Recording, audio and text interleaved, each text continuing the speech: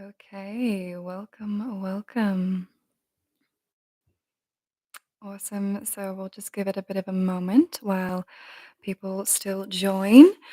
But if you're on here, please let me know where you're from, which country you're currently living or residing. I would love to see more about where this community is from. But just take your time. But I guess I'll start off with a little introduction about myself. So I'm Anna. And I'm a clinical psychotherapist and hypnotherapist. Not only am I that, but I'm a big world traveler, so I've traveled a lot. So I've also have a very deep understanding around not just about women's safety, but the struggle with it, how it changes in different countries, the laws, the areas. It can be a very, very tough area, very touchy area as well. But being someone who is a psychotherapist, I've worked with a lot of domestic abuse, rape victims, and seen a lot of heavy things. So, our company and what we're doing here is we're wanting to provide more safety, we're wanting to provide more information, more value to help people, but also create a community where more women can feel safe, where they can have a place to be open. And we're also wanting to launch different services, so well, free services to help women feel more safe in their families as well. Awesome. Okay. Well, I think from that we can wait a little bit longer, but I could get started as well. But also, just let me know again if anyone's here, if anyone wants to mention anything. This is an open, safe space, so feel free to share anything at any time as well. Alrighty. Well, I guess we'll get straight into it then. And if you have any questions about me as well, feel free. Anything. Open area. So we're going to be going through a few different things today. We're wanting to be going over different laws, the gray zones, the positives, but we're also wanting to talk about different scenarios, different struggles, and different areas that people struggle with, and how you can get more support and how to deal with it, especially when it comes to being in very, very hard situations where our nervous system gets triggered, where we go into that freeze, fight, or flight mode. But we're going to go straight into it and we're going to start to talk about the laws around the women's safety. Starting with comparing between the two biggest areas. So we'll go Europe and then we're going to go the US. So, what's working? Let's start off with that. The pros. So, affirmative consent laws are very good, meaning yes means yes laws. This is only currently in two countries, like Sweden and Spain, but this has recently come out and it is very, very good. And the EU is starting to adopt it as well as Istanbul. They have the Istanbul Convention, which is a human right treaty which is focused on preventing violence against women. Now, this is really amazing that Istanbul has actually started that, and now many EU countries are starting to adopt it. So these are the positives. We want to start on a positive note.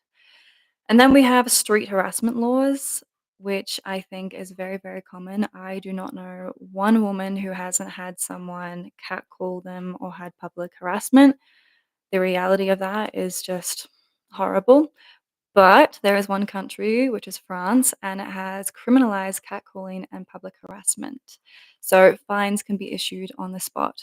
So speaking about more of these laws is really good because then we can actually promote it and educate it in other countries. And another positive note is workplace protection. It's small, but it's starting, and that's the EU requires companies to prevent and address harassment at work. It is now legally in place. Okay, now the US. Now, let me know if you're from the US here and if you have anything to add about these laws, whether it's good or bad. But we have the Title IX, which protects students from sexual harassment or assault in schools and universities. It's good, but this should be a normal right. We need this. We also have the Violence Act against Woman Act, which is VAWA, and it funds domestic violence shelters, legal support, and education. This is something that's rising, and it's something we also want to start to adopt in all countries, not just the US.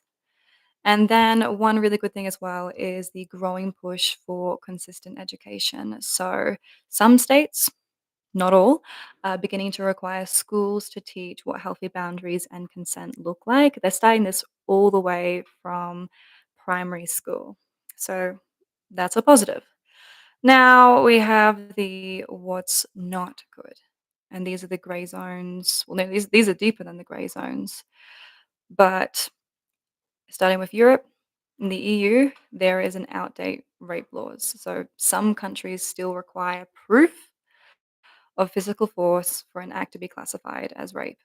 And as many women know, unfortunately, I know many women who've been raped, this is not always the case. We shouldn't have to need physical proof. There's also inconsistent enforcement, so there is no trauma informed police, and that is often lacking. So when women do provide to the police of a situation that happens, oftentimes it's just swept under the rug. And then underreporting. Most assaults go unreported due to fear, shame, lack of trust in the system. Now, I think this is something that we can all agree on that happens worldwide. Okay, so let's compare this to the cons of US. So, patchy state laws. Some states don't recognize marital rape or physical resistance.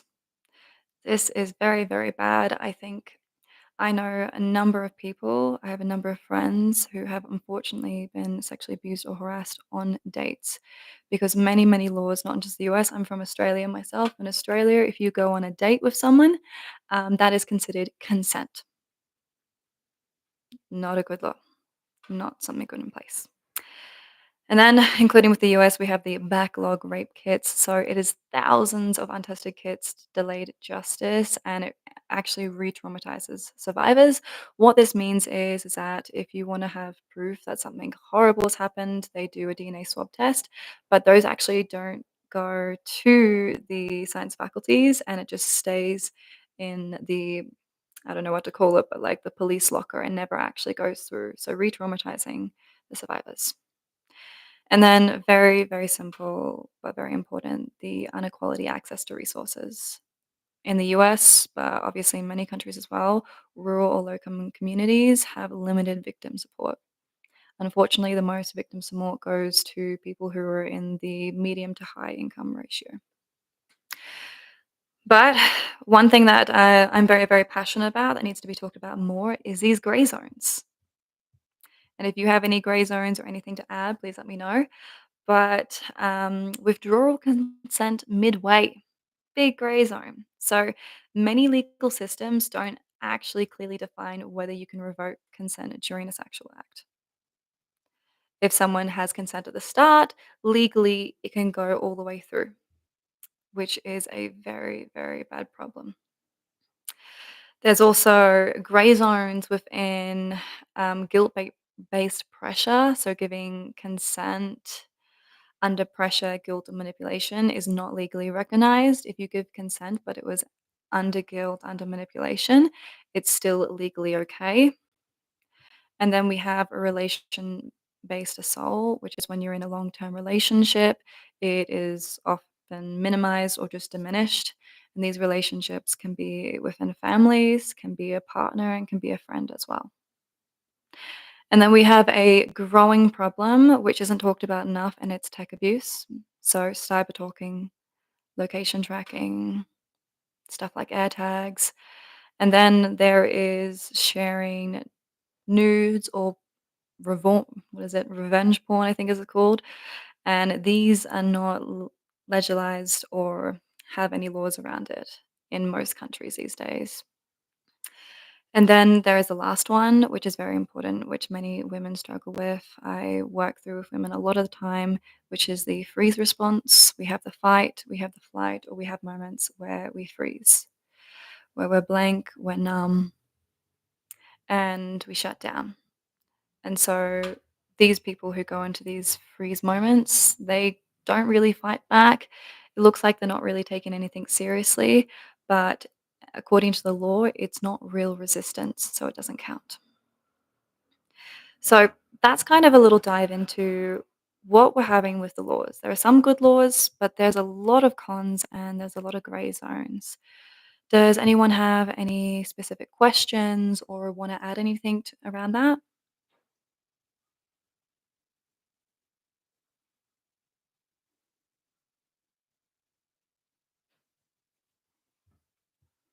Okay, no worries, and no worries. I can just keep going.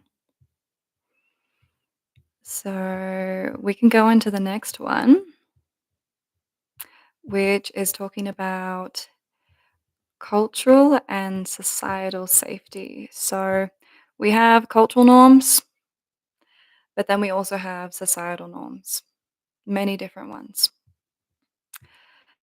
And if anyone has anything they want to talk about in the area, please write it in the chat. So let's go into what is normalized societally, but something that shouldn't be. So very normal. We all do it. We've all done it. It's texting, I'm home safe after a night out. It's a cultural norm, but should it be? Another one that all us women know is carrying keys in between our fingers or changing routines or making sure we're covering up clothes to avoid attention. This is normal. We do this nearly every day, but should it be? Smiling at uncomfortable advances to avoid conflict. This is normal as well.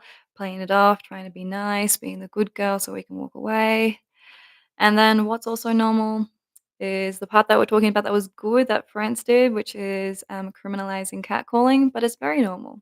Catcalling, jokes, being stalked, and it seemed harmless or being presented as something that's flattering and we should take it as a compliment. And then there's victim blaming. Why were you alone? What were you wearing? Why didn't you say no louder?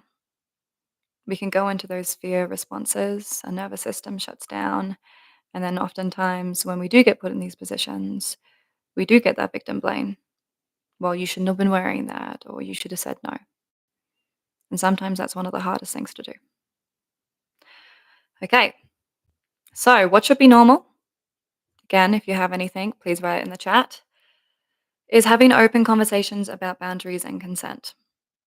This is something that I've worked with a lot of women is trying to create more boundaries with the men in their life, in their workplaces, but it is something that is very, very, very difficult for them to bring up, but should be normal. And if you have any questions on how to bring up those conversations, please ask me. I'm an expert in this. Okay, a really big one is teaching kids emotional safety and personal autonomy from a young age. Very, very important. And then with that, men actively participating in preventing and addressing harassment. A lot of us women need to step in, but men stepping in is a big one. And that comes around to education and also keeping your male friends accountable as well. Okay, what should be normal again is communities creating safety and supporting victims instead of staying silent. I think the biggest problem in women abuse or just having safety as well is that not everyone has a community.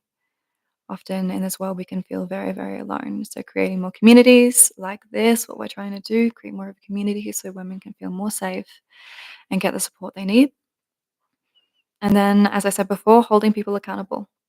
Your male friends, we need to hold them accountable. But working up to that can feel very, very, very, very difficult. So, is there any questions that anyone has around that area, around cultural norms? What should be normal? What shouldn't be normal? Let me know in the chat. I'll give it just a little moment.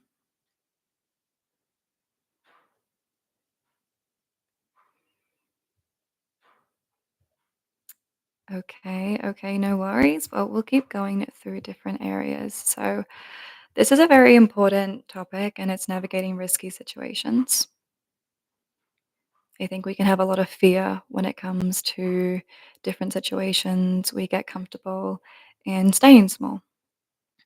But we need to look at the risky situations and also without victim blaming. So let's go through some common scenarios: walking home at night, being followed or approached aggressively, harassment on public transport, feeling unsafe at a bar, club, or house party, using dating apps, or meeting someone for the first time. Unfortunately, these are all normal situations, but they are risky situations as well. So it's very, very important to go into these situations with having some empowering tools and tips. So, like using code words. So, share a secret phrase with friends to signal discomfort. Also, every single country has a secret word. So, if you go up to a bar or cafe, well, at least most countries that I've been to have a secret word at bars or cafes. So, if you're having problems or anything, you can go straight there, let them know the word, and they'll look after you. Okay. And then we also have live location sharing. Now, this is something that's coming more and more, which is live location sharing apps. So you can use simple ones like WhatsApp, like we have, or Telegram, that allows you to share your live route. But this is something that we are wanting to launch a service in later, is being able to support women in this so they can always feel safe. And then a big one is trusting your gut. If something feels off, even if you can't explain it, you're allowed to leave. One of the biggest problems in just society in general is we don't trust our gut. With women, but this is with men as well. From a very young age, if we go, "Hey, mum or dad, this makes me uncomfortable. This auntie, this uncle makes me uncomfortable," it's very, very often that we get told, "Just be nice. Oh, that's nothing. Don't worry. Just be nice." But the repetition of that subconsciously allows us to bring in this belief to not trust our gut. And so oftentimes when we're in situations, we can feel our gut lighting up, we can feel our intuition saying something, and we don't trust it. Because unfortunately, in our society, we're taught to trust the higher power, can be workplace, parents, whatever it is, more than trusting our gut. So if something feels off, even if you can't explain it, you're allowed to leave. I have been in many situations in my life where everything seems like a red flag. My gut says it's okay and it's fine. Whereas I've been in situations where everything's a green flag. Everything looks good, but my gut is like, "Mm-mm, no way." And I leave. Make sure you trust that. Okay. More empowering tools is pre-planned exit strategies. So having lines like, "Oh, I have to take this call. I need to find my friend." Having things ready just in case if you're using dating apps and going on first time dates or anything like that. And then community support and help. This is something that's very hard, but don't be afraid to ask someone nearby to step in. "Can you pretend to know me?" Something like that always works. Okay. So, is there any questions around that, or anyone that wants to share navigating a risky situation that could help others or something that they've struggled with?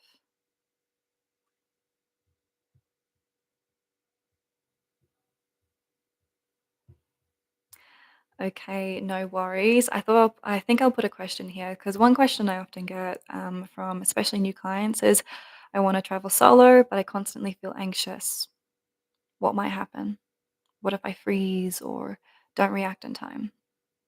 So, if this is something that you've been struggling with or dealing with, the fear is real. First of all, it's okay to feel nervous. That's not a weakness, that's awareness. And freezing is a normal trauma response. It's your nervous system trying to protect you, not fail you. Solo travel can be very, very, very empowering. You can learn so much, you can get stronger and many things. Um, but you do need to be aware. Your safety comes first. Preparation helps, sharing your location, having emergency contacts ready, and trusting your instincts. But also, even just reminding yourself that you're allowed to take up space in the world. Fear doesn't mean you're not brave, it just means you're human. And bravery often looks like just taking the smallest steps forward, even if fear is present. Okay, quick drink.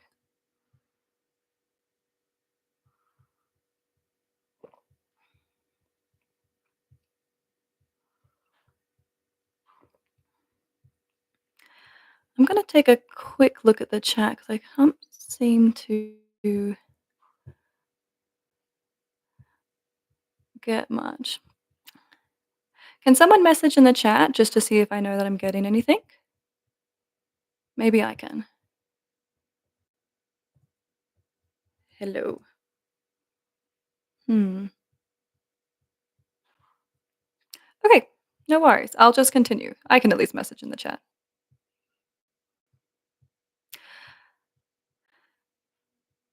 Okay. What did someone say? Can you see? I can see. Thank you. Thank you for putting that there. Perfect. Hmm. What's this question? How should you behave if you experience harassment in a foreign country? What a really, really, really good question. So, one of the biggest things that I recommend, and this is coming from someone who has been in over like 30 different foreign countries and I have received harassment. The first thing I try to do when I get to a foreign country is actually befriend a local. And you can do this through many, many different apps. Because once you have a local, then it's so much easier. You can look up resources, ask ChatGPT or whatever. But the best way to navigate any foreign country is to make sure that you befriend a local or that you find someone or some community where you can get support with. You can always research and get that. So I'd recommend doing that and going to that person, but if you experience harassment in a foreign country, the first thing is to alert authorities. It really does depend on the country. Obviously, if we have Muslim countries, those things are acceptable. But there are many grey areas, even countries like Europe, the Americas, US or South America, Australia, Asia, but also going to your embassy.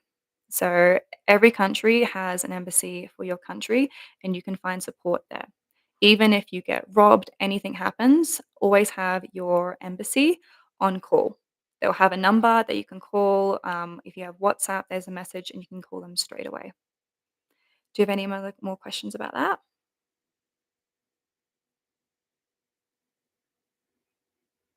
Okay, but I welcome anyone else's insights as well. Okay, awesome. So let's kind of keep going. And this is a very important one, which is where my expertise comes in, and it's understanding trauma responses. The thing is, we get into these situations, or we can think about these situations, if this were to happen to me, I'd do this, this, this, and this. I'd know what to do. But what about when we go into a mode of fight, flight, or freeze? And they're all very valid trauma responses. And these are things that we need to know how to navigate. Because many people, when they get little threats or they get pushed into a certain direction or blamed or anything, they go into a freeze response, which is a very threatening experience for them.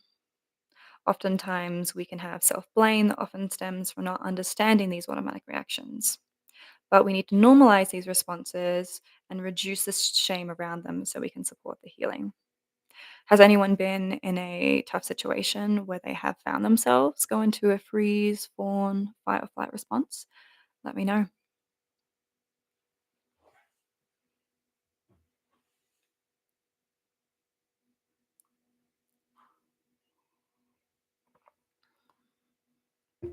Okay, so I'm going to go through each response and how to deal with it. So, first we have the fight response. This is very, very normal, and it's usually a response that we have when we often were made the persecutor. In family situations and primary school situations as well, if we were often the person who was made the persecutor, we often have a need to fight. Now, when we go into these situations, when we fight, we receive, I don't want to say more blame, but we receive more negativity. It's important to take a deep breath and calm your nervous system down.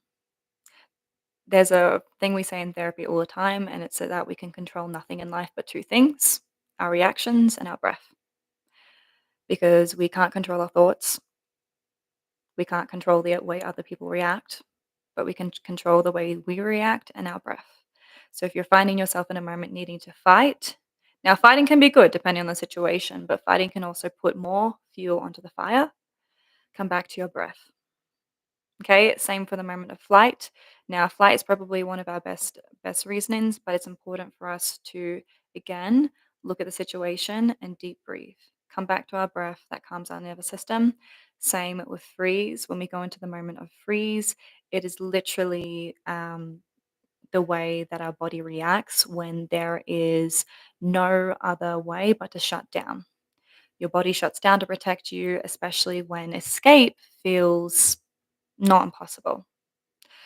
If you go through a stage like that, just remember what's happening is valid. Whether you scream, whether you don't, pain isn't measured by reaction, and your story doesn't need to be dramatic to be taken seriously or either. Come back to yourself, breathe, and don't blame yourself. When we go into moments of fight, flight, or freeze, again, our nervous system reaction, oftentimes we'll go into it more because we beat ourselves up. But education around this for ourselves is very, very important, but also for others. So when we go into those moments, we can have people to support us. Okay. All right. Again, I welcome any more questions if you have any. Okay. So we're going to go into a deeper area, which is not talked about enough, but it is microaggressions and power dynamics. And when I mean microaggressions, I mean, being interrupted, dismissed in conversations very, very rudely, gaslighting or emotional manipulation in relationships or workplace, or subtle boundary testing behaviors that escalates over time. These are all very, very, very common things that women experience in their day-to-day life, but it's very hard to talk about it because, again, they're microaggressions. Sometimes they're small, sometimes they build, and they're also power dynamics. When someone has power over you, it can be in a workplace, can be in a friendship group, can even be in a relationship. And this matters because behaviors erode confidence over time and erode safety. Many times, if we grow up in an unstable environment, these subtle gaslighting, emotional manipulations, it's seemed as normal for us. But over time, it erodes our confidence, it erodes our ideas of safety. So if this is something that you're struggling with, because I know many clients and I know many people who do struggle with it, please let us know. You can let us know the situation that's happening and we can talk about how to deal with it best. Okay, I'll give that a moment.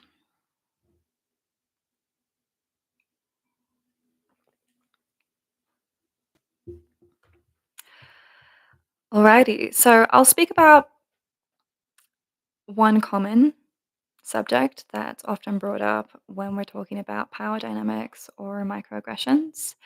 And it's when someone's crossing the line, especially when it's a coworker who keeps making comments, whether it's sexual, little jokes, or anything like that. Mm, okay, okay. Well, I'll answer this question first. So, how can I overcome a trauma that I have received? This is a very, very valid question, and I'm so sorry that something has happened that has traumatized you. But a trauma happens when we get put in a distress situation. But it's not the situation itself that causes the trauma, it's the ability to not have support or the right emotional processing skills after. We're not able to process that experience, so instead we part of our mind gets trapped in that experience and we relive it again and again and again because our mind, our subconscious is actually trying to let it go. It wants to let go of these feelings, but we were never taught the safety mechanisms how in that moment.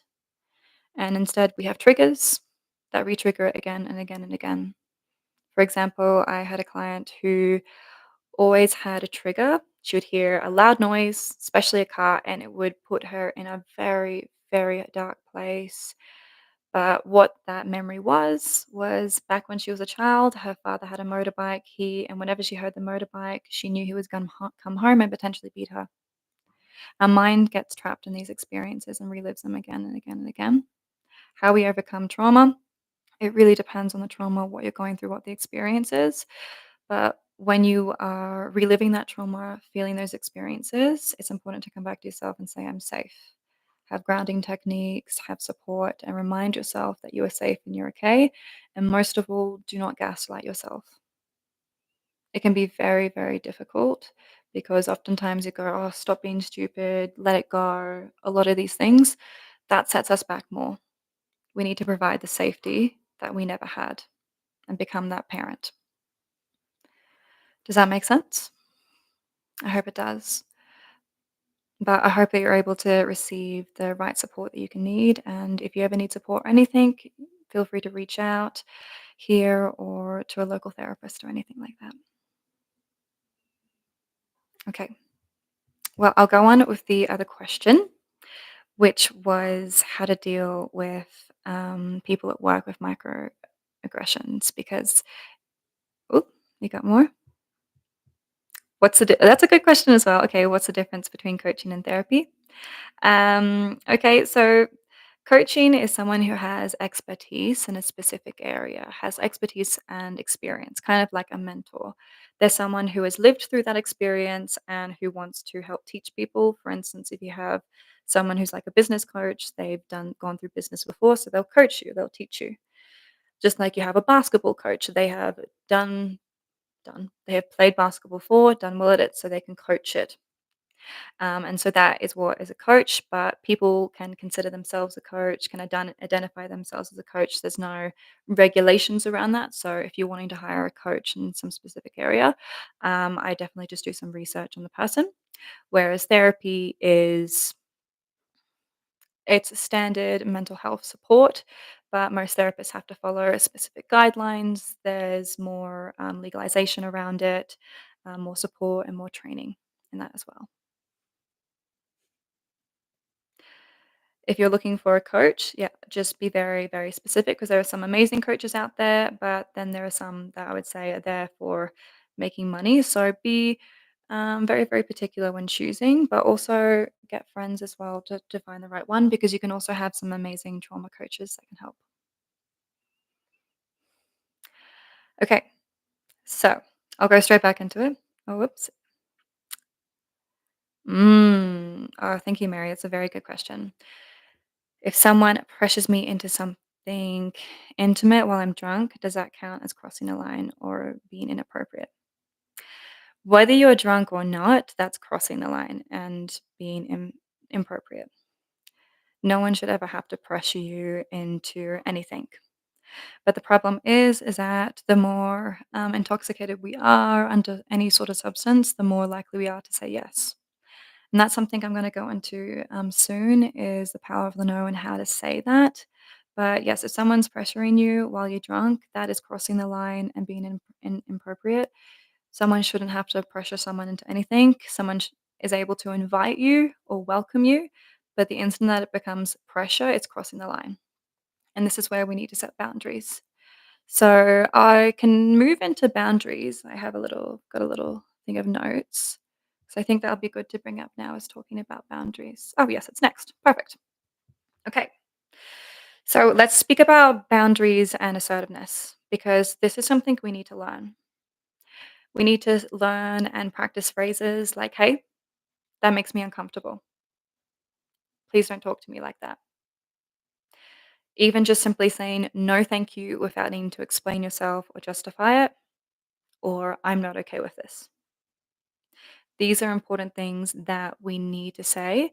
And I actually recommend even practicing it regularly, if it's with yourself in the mirror or even with a friend. Because when we go into these very difficult moments and we feel pressure, it's very easy to say yes or no because there's a fear of judgment, there's a fear of rejection. And the thing is, judgment and rejection are very, very hard emotions to push past because back when we used to live in tribes, which is not too long ago compared to human evolution, when someone was rejected from a tribe, that literally meant death. And so it's often the reason why, when we go through moments of rejection or something that could create rejection, we fear it. So we say yes instead of no. And then bad situations happen. Okay. But key messages here is you do not need a reason to say no. Setting boundaries is right. It's not confrontation. And practice builds confidence. Just being assertive builds boundaries over time. Even if it's something small with friendships, if you feel pressured in any sort of situation, even if it's another female friend, just practicing saying, no, I don't want to do that. Even if someone's pressuring you to go out and you don't want to, you can say, "Hey, no, I just wanna have a night in." Practice saying no. Is there any questions around that? Anything in general or just, around boundaries? Write it down.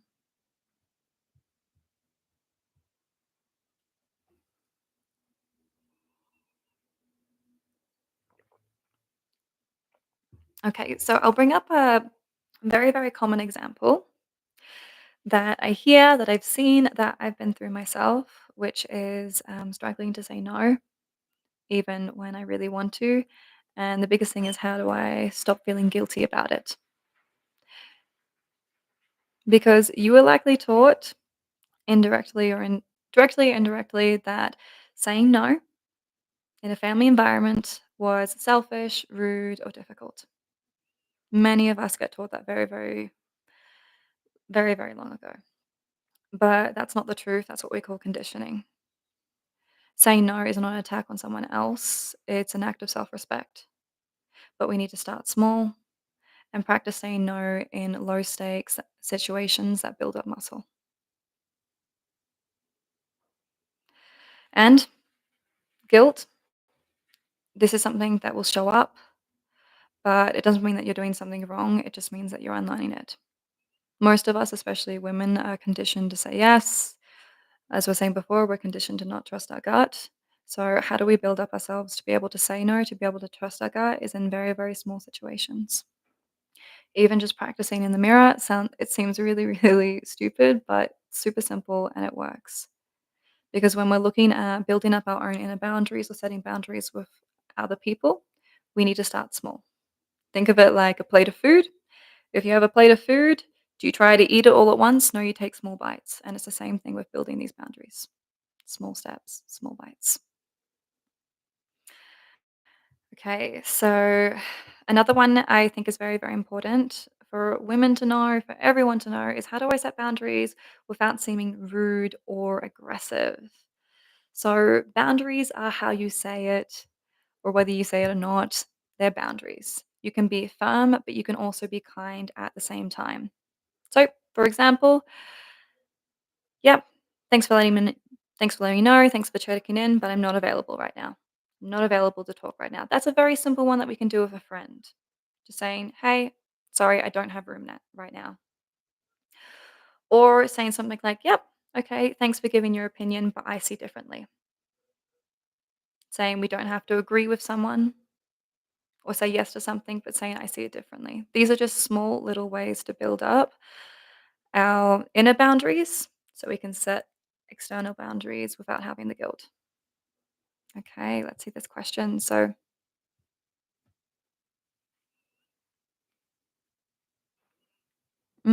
very good question. So, often women say yes when they actually mean no. How can we express disagreement or discomfort without it being perceived as rejection? So, very, very, very good question. Let me just reread that.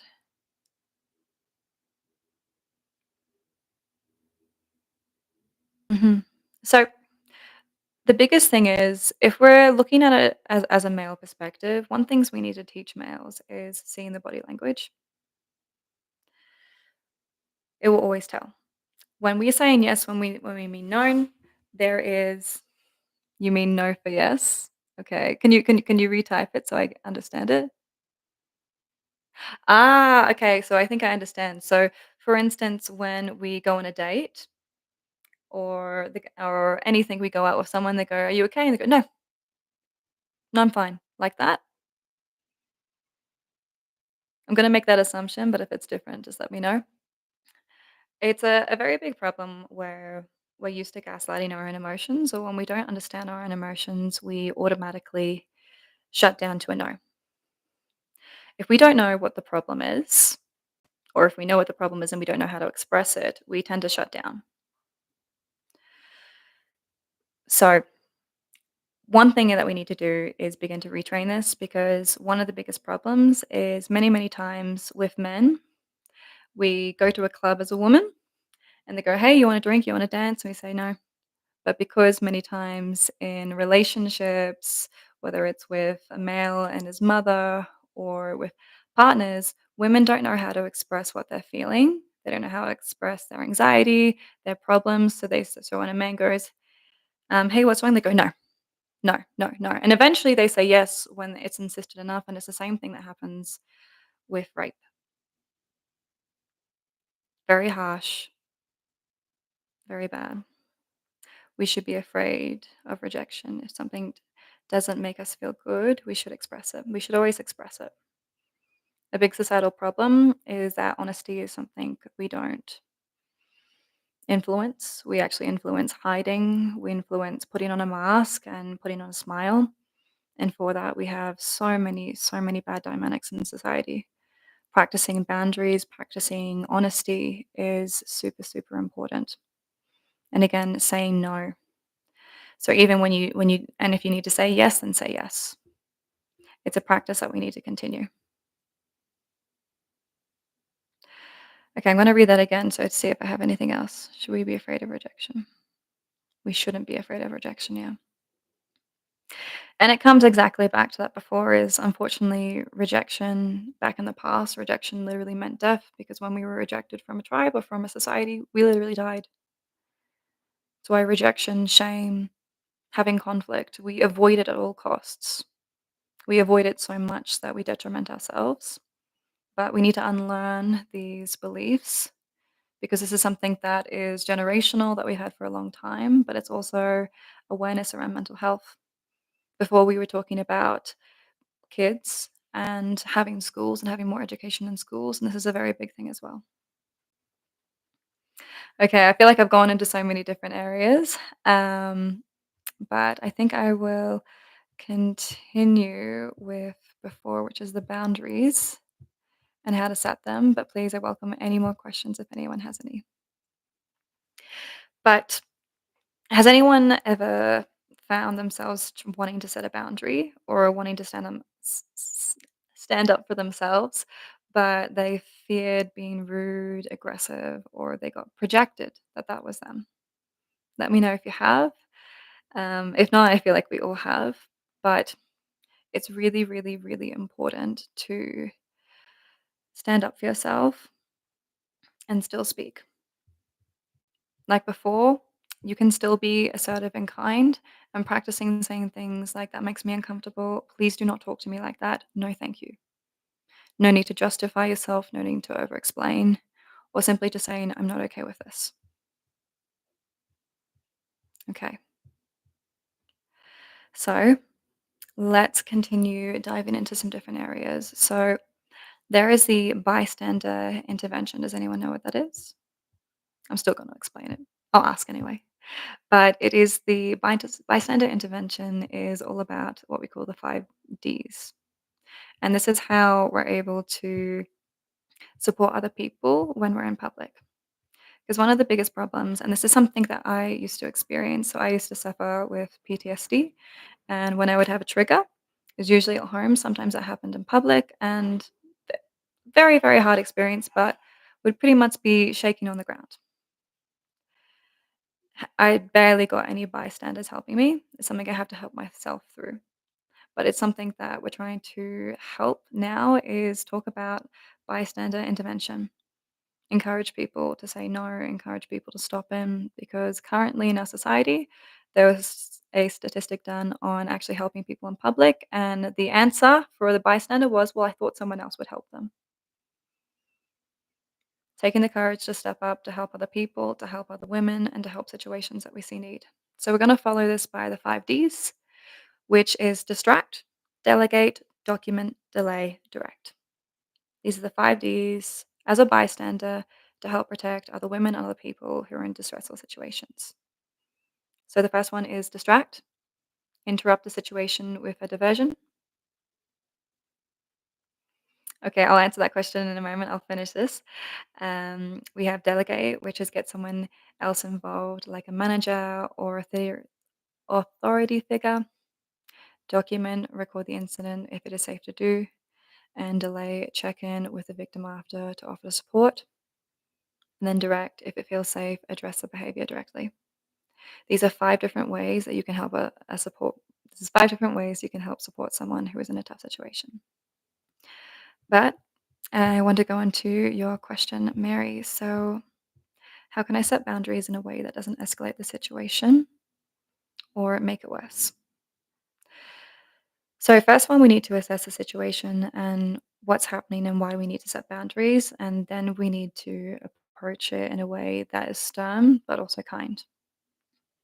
So, if we're setting boundaries in a workplace, we need to say it in a way that's kind of, yeah, we need to acknowledge the behavior. So, for instance, one of the most normal things that people do is when you're setting boundaries with people at work is a good when you're setting boundaries at people at work is a good example. You can have a man making, sexual comments, really rude comments, or just being playful. The first thing is to acknowledge the behavior and not go in an attackful way. Because when we approach with, like, let's say an attack, like you did this, you said this, we're going to get an attack back. We want to approach the situation. So let's say there's a male who has made a comment, a sexual comment about you, and he's joking. You can say, "Hey, I understand you're being humorous," or "Hey, I can understand that's a joke, but when you say things like that, it makes me feel uncomfortable." Stern but kind, acknowledging their action and not saying, you know, like get away or anything like that, because they can't go into a victim stage, and then saying, "Don't do that." When we're wanting to approach any situation and set boundaries, we want to first approach with something that's kind and then stern, and always think of it in that order. I hope that makes sense. If there's a situation you want to speak about or bring up, I'm more than happy to help with some information on what to do with it. Okay, awesome. And then thank you. Thank you, everyone, for these questions. And I just really welcome more questions. Remember that this is a safe space where you can be open, you can speak openly, and I'm happy to hold you here in whatever way.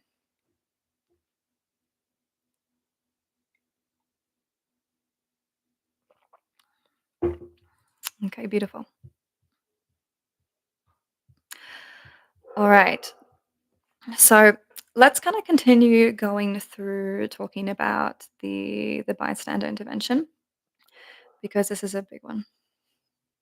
Oh, I'm glad you like that one. Thank you. But yes, if you have any other questions about boundary setting or having conversations with people, let me know because oftentimes this is very, very important. I've already spoken about it, but we do have that freeze response. Dealing with that freeze response can be very, very hard, but it's important to push through and just breathe. If you're going to have a breakdown, if you're going to cry, welcome the tears, don't hold it back or anything like that. These three responses, well, four responses now, which is fawn, freeze, flight, or fight, they're normal. And it's just our nervous system saying that I don't feel safe right now. I encourage women actually speaking up and saying, "This makes me uncomfortable. I don't like this." And even if they do go into one of those responses, which is freeze, fight, or flight, you're letting them know the behavior isn't okay and you're letting other people know the situation. Don't be afraid to shut down when it comes to setting your boundaries. Practice. And again, even practice saying in the mirror, practice with a friend, or even set boundaries in small ways with your family. Oftentimes, we accept certain comments, we accept certain harassments because it is in our family or it's something that we grow up with. Just say, "Hey, I understand you're trying to make a joke. Yeah, I really see that." Again, we're being kind. We're not giving them a reason to attack us and say, "But this makes me uncomfortable. But that makes me feel bad about myself. But that makes me feel not enough." Always go kind, then stern, kind, then strength. Because when we go into that pattern, we're able to shut down anything that's happening. We want to make sure that when someone harasses us or when someone approaches us with a very negative comment, something very bad, try not to be negative back because that gives them a reason to be the victim. Unfortunately, we are the victims in the thing, but if we be the victim, then they're only going to attack us more. If we approach the situation with kindness, aha, I totally understand you. But no, that confuses their mind subconsciously because they can't react like a victim and they can't react like an attacker. So they have to shut it down naturally. Okay. All right. So,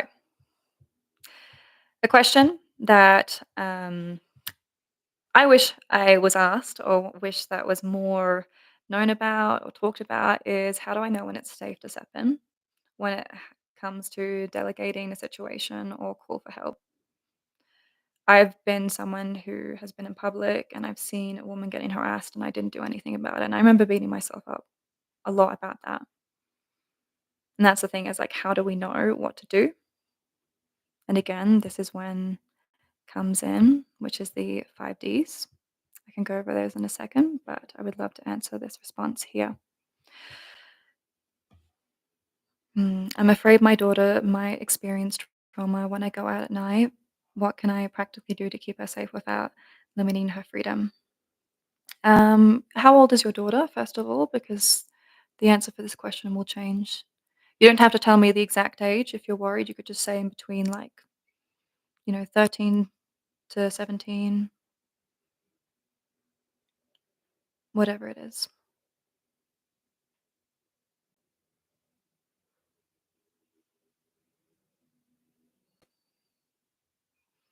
Okay, take your time. But I'll try to answer it in a broad way. 18. Okay, so I'm going to repeat the question again and answer it. So I'm afraid my daughter might experience trauma when I go out at night. What can I practically do to keep her safe without limiting her freedom? Okay, so when your daughter is going out at night, she is experienced trauma, or when you go out at night?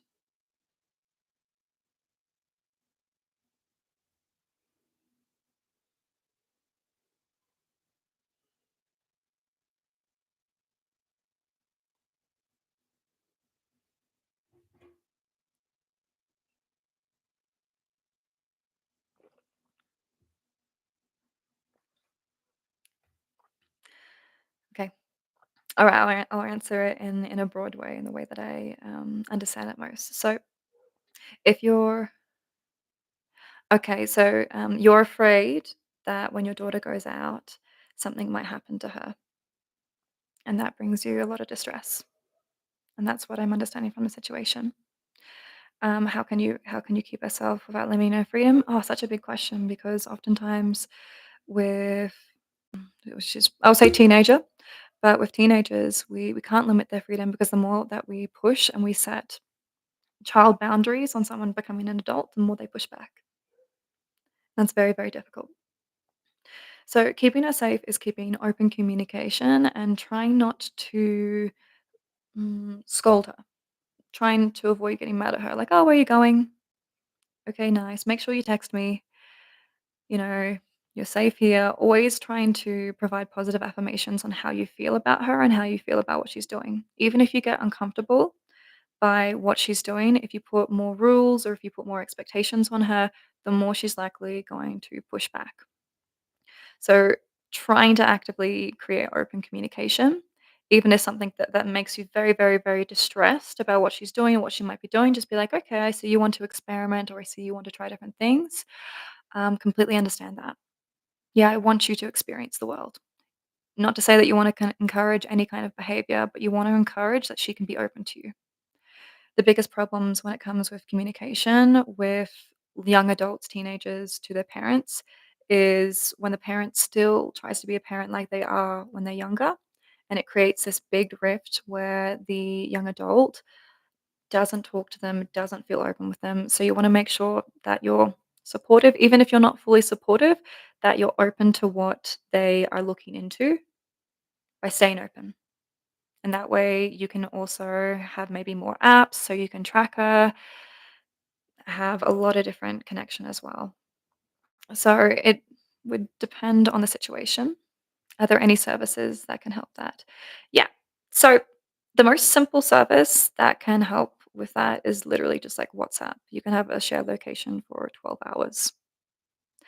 But with us here, we're actually launching a few services soon where we're going to be launching it where we're going to be able to help with tracking, help with communication. If anything happens to a woman, they can have a little dial which will alert authorities or they can talk to someone for support as well. It's something that we're looking into the future because honestly, the thing that we need these days is speed. But with your daughter's concern, just trying to create more open communication with her. It really does depend.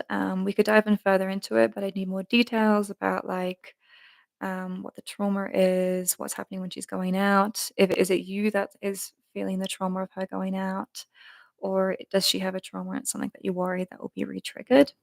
These are all situations that can be delegated, but the more specific, the more I can help with that as well. But again, any other questions, please welcome them. We've only probably got about 5 minutes left on this, but I am happy to go over time as well if anyone needs more questions, has more support in different areas. But write them down, write them in the chat.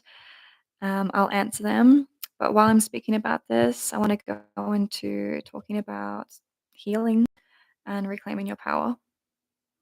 Because as we talked about, saying no is very, very hard. It's easier to say yes and go with any situations. Even before, trusting our gut is a very hard thing. It's very, very difficult. So we need to start to learn to trust our body, to trust our gut. If a situation shows green flags everywhere, but our body says no, trust that. And that happens in small practices as well. But one thing I recommend is doing anything where you can connect to your body because it sounds weird, sounds kind of woo woo, hippie, but your body literally holds every experience that you have. That's why we say trust your gut. So, doing anything that can help you connect yourself to your body more, like breath work, visualization, movement, yoga, is really, really good. A study was done actually back in the 1980s where they did a study on trauma survivors and let's say like normal basic people. They had a coin and they put it in each person's hand. You know, the standard, the Burbian person was like, okay, yeah, I can feel. They had their eyes closed. I can feel it's a coin. It's round. Yeah, it's a coin. The trauma survivors couldn't even tell what shape it is or the weight. That's how much trauma or distressing experiences disconnect us from our body. And so, how can we overcome those nervous system responses, the fight, the flight, the freeze? How can we feel safe in our body is by reconnecting ourselves back into our body, deep breathing. When we go into stressful moments, what happens? Our heart rate goes up, our blood pressure goes up, we start to get brain fog. It's because we're not breathing properly, coming back and doing deep breathing. Any situation that helps, even if you're having a stressful situation at work, it's chaotic environment, taking 2 minutes to come back to yourself will do much better than you pushing through. Okay, visualization, this can do through meditation and then movement as well. Light stretching, anything. Making a practice of this every day allows you to feel into your body, but just also allows you to process emotions. So when you do go into stressful situations or if they happen, you can deal with them better. Okay. But I also really want to emphasize that survival is strength and it's nothing to be ashamed of. If you've ever had a moment where you have had a breakdown, if you have been violated by someone, speak up. There's a big problem where probably until the 90s, if something happened to you, if you got sexually abused or harassed, it's something to be ashamed of and it's something to insult in another person. That's not the reality anymore. And we need to remember that. And we can consciously know that, but we need to teach our body, we need to teach our subconscious mind that as well.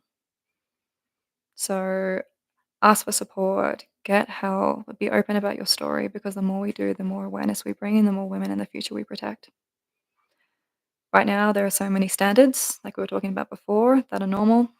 Holding keys within our fingers, having to smile and laugh it off when we get harassed. But these are things that we should start to say no to. Not the keys thing, keep that. But talk about. The more we talk about it, the more we hold spaces like this, the more support we can gain from women. Okay, so we're going to leave it off there in a moment, but I welcome any other questions. So, go away with any questions, launch them. Let us know because I'm here to support you. I'm here to help you. And if you have any advice or any other things that you feel you would like more support in, more help in, that we can do, just let us know. We're here to help. Okay.